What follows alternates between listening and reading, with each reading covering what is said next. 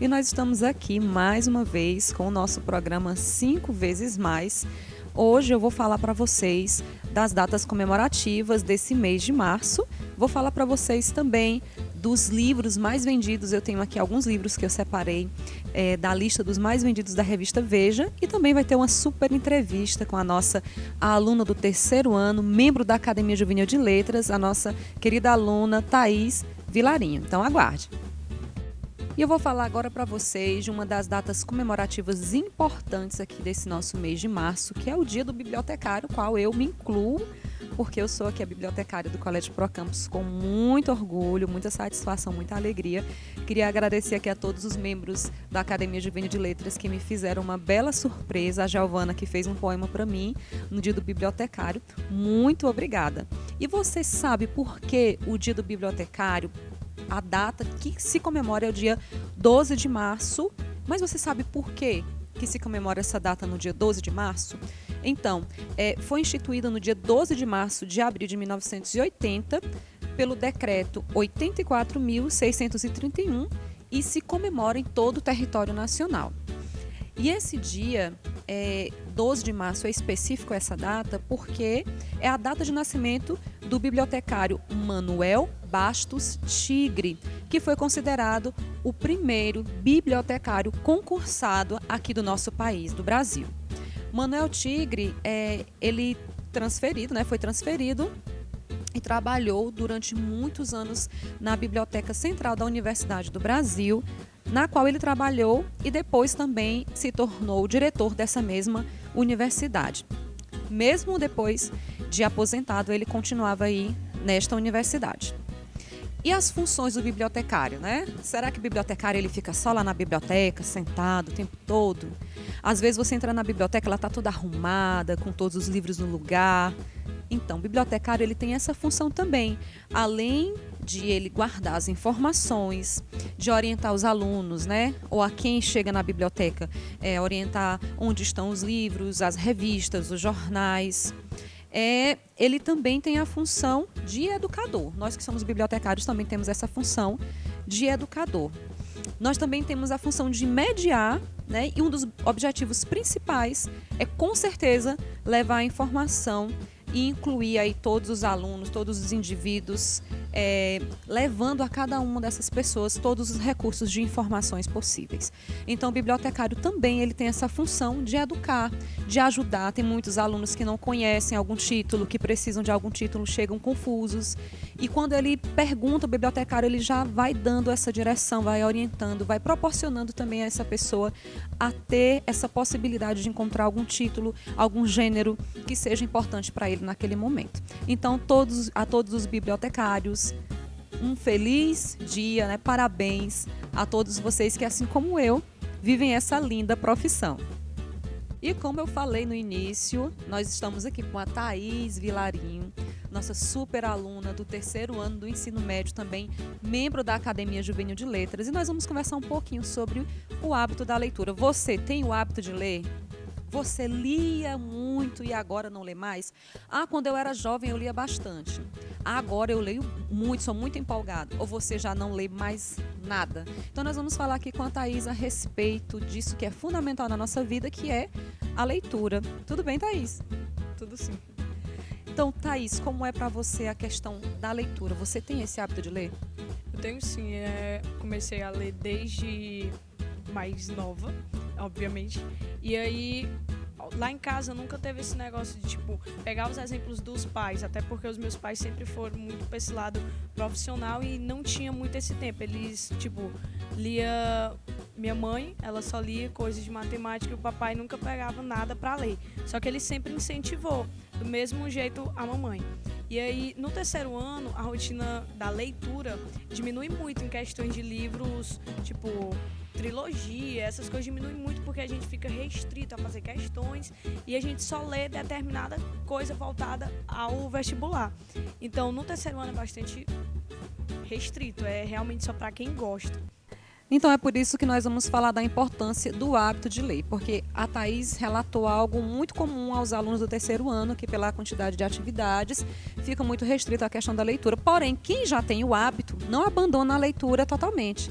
Sempre tem algo que se possa ler, na verdade, Thaís. É, sim. A mamãe, ultimamente, ela vivia falando, Thaís vai ler alguma coisa, porque a gente chega em casa, dorme. E aí, nesses dias, nesses meses que a gente está no terceiro ano, eu só leio quando eu estou num dia mais calmo.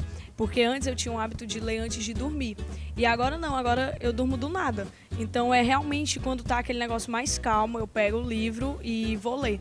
Porque eu já tenho o hábito. Porque pessoas que não têm o hábito para pegar no terceiro ano e ler é bastante complexo, até realmente muito difícil. Muito difícil.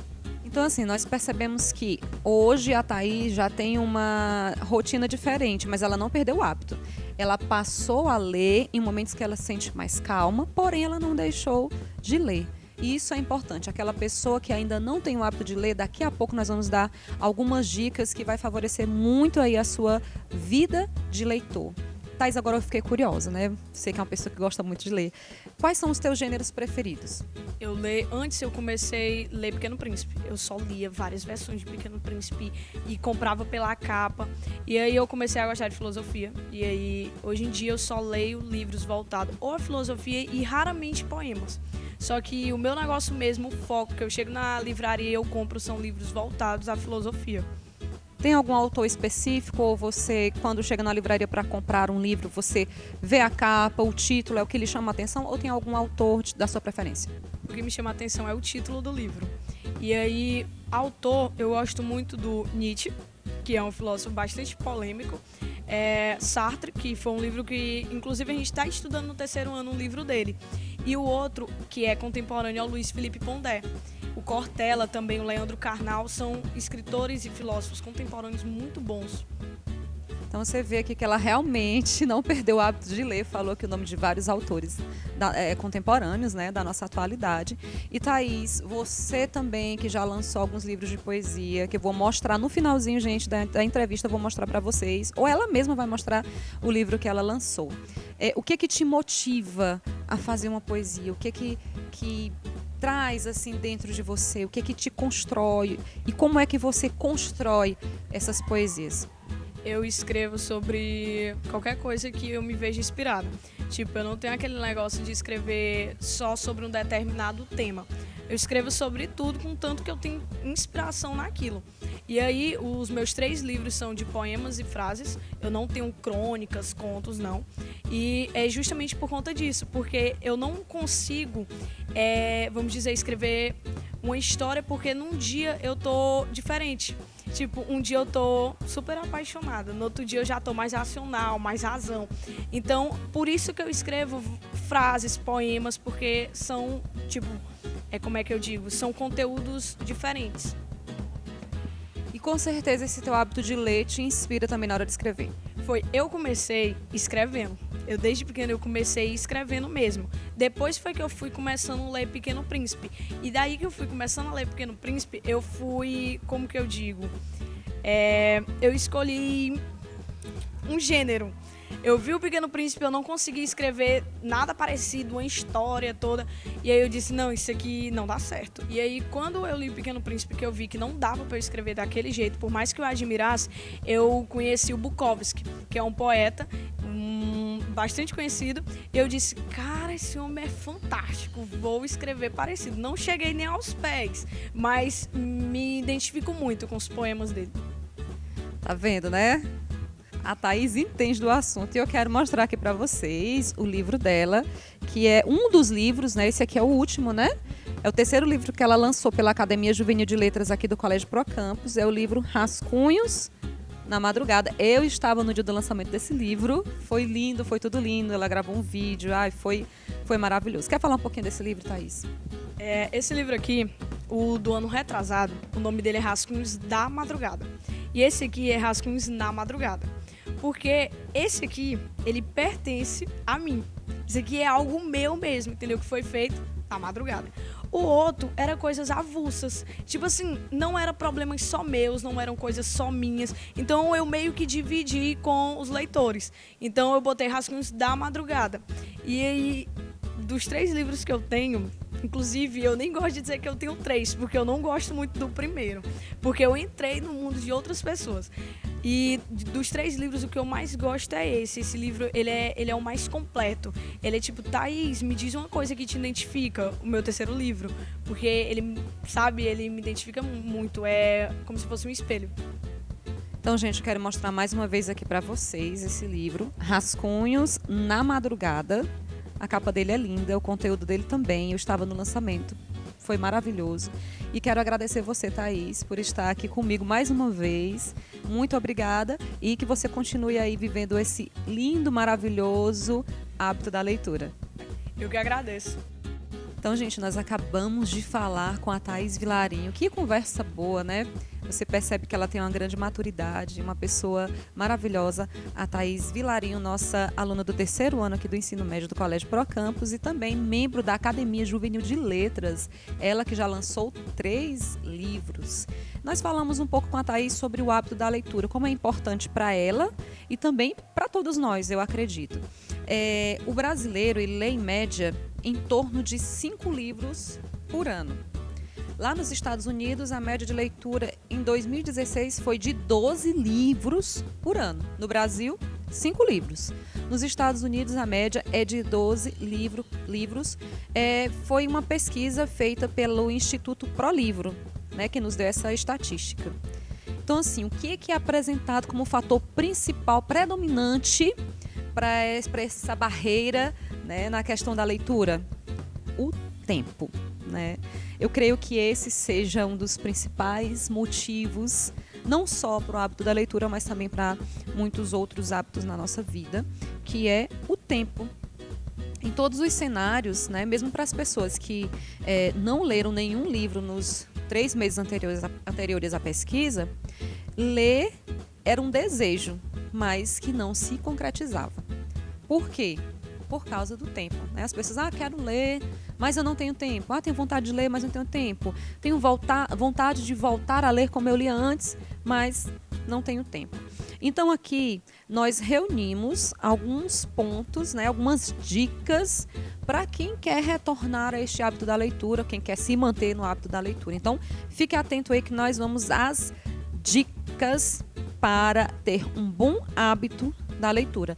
Essas dicas, gente, é da Sarah Todd e Ellen Kaplan, do portal Quartz da BBC Brasil e também do portal da cultura da BBC britânica, tá certo? Então, vamos lá a essas dicas. Uma das primeiras dicas, leia no celular. Às vezes nós dizemos assim, não tenho tempo de ler, mas você tem um celular, tem apps, tem a oportunidade de baixar livros, tem PDFs. Você pode sim baixar um livro no seu celular e começar aí essa aventura, começar aí a desenvolver esse hábito que é a leitura. Outra dica, leia antes de dormir. Às vezes tem pessoas que têm insônia, ou às vezes tem aquelas pessoas que chegam em casa depois que fazem as atividades da noite. Você deita na sua cama, naquele momento antes de dormir, nem que seja uma página, você lê um pouco antes de dormir, é a segunda dica. Vamos para a terceira dica.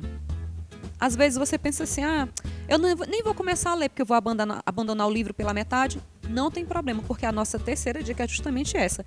Permita-se abandonar o livro. Não tem problema. Começou o livro, não conseguiu terminar, tudo bem. Se permita abandonar o livro, mas comece a ler. Vamos para a quarta dica? Compartilhe as experiências. É muito bom você iniciar um livro, ter uma pessoa para compartilhar, falar do personagem, dizer o que você aprendeu naquele dia. Então é importante também você compartilhar as experiências daquele livro que você está lendo. Outra dica, a nossa quinta dica, leia livros indicados por outras pessoas, né? Às vezes você está aí, não tenho ideia, não sei o que é que eu vou ler. E às vezes aquele seu amigo, aquela pessoa da sua casa diz assim, olha, tem um livro ótimo.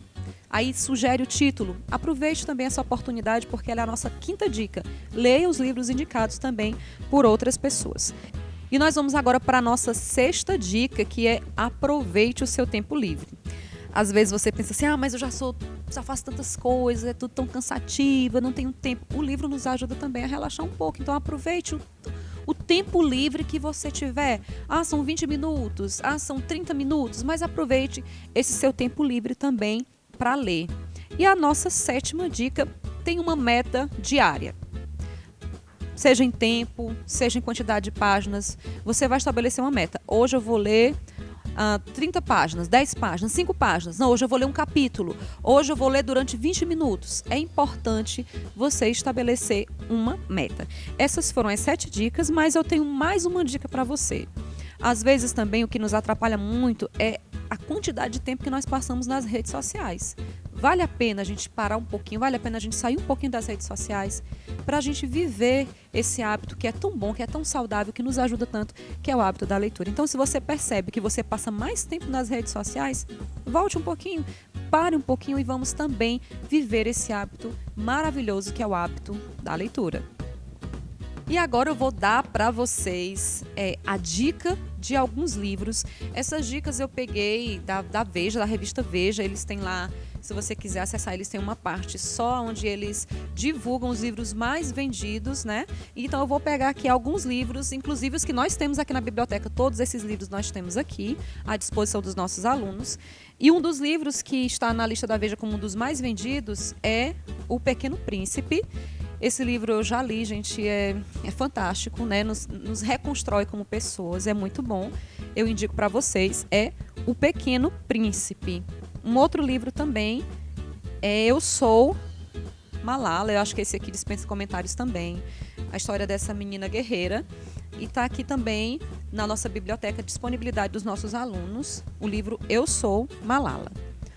Outro livro que já vai chegando mais assim também para a parte do empreendedorismo, Os Segredos da Mente Milionária. Esse livro também está na lista dos mais vendidos da Veja. A questão de mudar os conceitos que a pessoa tem a respeito do dinheiro, né? A transformar o hábito das pessoas, ver o hábito de pessoas também bem-sucedidas. Esse livro aqui é muito bom, Os Segredos da Mente Milionária. Gente, eu também tenho aqui o livro do Augusto Cury, Ansiedade, Como Enfrentar o Mal do Século. Eu também já li esse livro. Ele vai falar aqui sobre a síndrome do pensamento acelerado, que crianças, jovens, adolescentes, adultos, nesse mundo que nós vivemos hoje, muitas pessoas têm a ansiedade, né? A síndrome do pensamento acelerado. Então é importante você ler para o conhecimento pessoal, para ajudar outra pessoa também. Então esse livro é o livro do Augusto Cury, o livro Ansiedade. Esse aqui, gente, olha, foi lançado um filme dele agora, que é o livro Extraordinário, que realmente é extraordinário, uma história de superação, uma história de alegria, uma história de um crescimento pessoal, intelectual, emocional, grandioso. Esse livro também está à disposição dos nossos alunos aqui na biblioteca e vale a pena, quem não lê o livro ou quem não assistiu o filme, ler o livro e também assistir o filme. E por fim, eu tenho aqui As Crônicas de Nárnia, um livro também profundíssimo, onde você mergulha não só em uma aventura, mas em si mesmo também. Então, assim, As Crônicas de Nárnia, que também já tem aí os filmes que todo mundo já conhece, mas que também é importante ler esse livro. Maravilhoso também. Então, essas foram algumas dicas de livros que eu estou dando aqui para vocês, embasada na revista Veja. Na próxima semana eu vou trazer muito mais dicas de livros para vocês e um programa também recheado de coisa boa. Viva a leitura!